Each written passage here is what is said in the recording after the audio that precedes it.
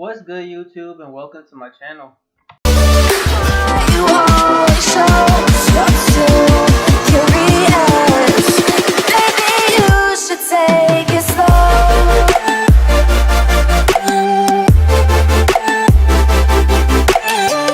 The Lakers, the Clippers, and the Bucks all have one thing in common. They're all the only possible championship contenders in the eyes of many analysts, fans, and even some players.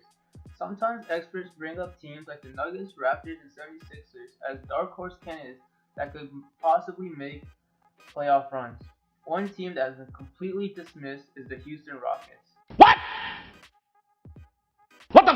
Yes, I know what you're thinking. The Rockets are trash to end the season. When the season came to a stop, the Rockets lost 4 of their last 5 games to teams such as the Magic, Hornets, and Knicks. Out of those 5 games, they only won against the Timberwolves and did not even get invited to Orlando.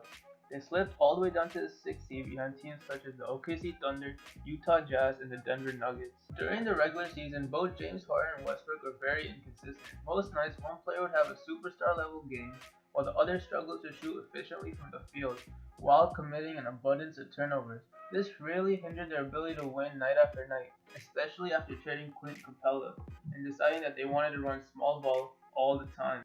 Although this lineup has its weaknesses, this unconventional play could cause opponents to struggle defensively.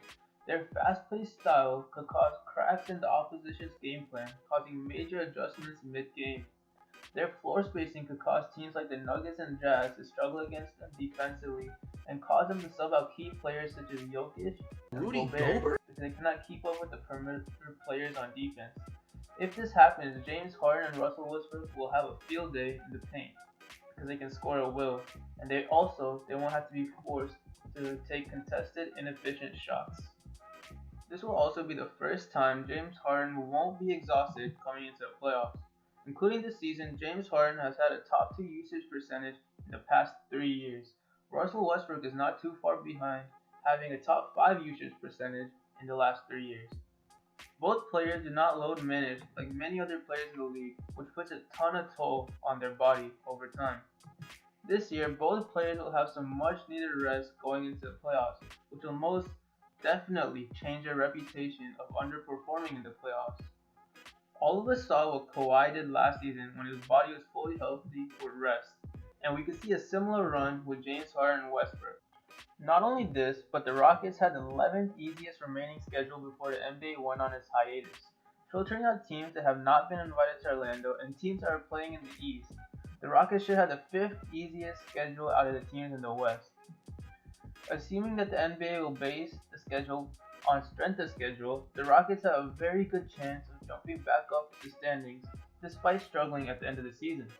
They're only 1 game behind the Jazz and 2.5 games behind the Nuggets for the 3 seed, and anything can happen if Harden and Russ are clicking at the same time. I feel like the Rockets' best shot at making a deep playoff run is to stay at the 6th seed or climb up the standings to a 2 or 3 seed. This is because the Lakers are one of the few teams that can exploit the weaknesses of the Rockets the entire game because of Anthony Davis. He's one of the few big men in the league who can go out and guard the perimeter consistently. The Lakers also can control the pace better than most teams, with LeBron James being at the floor general. This is why I think the Rockets' ceiling is the conference finals. I don't see them beating the Lakers in any way.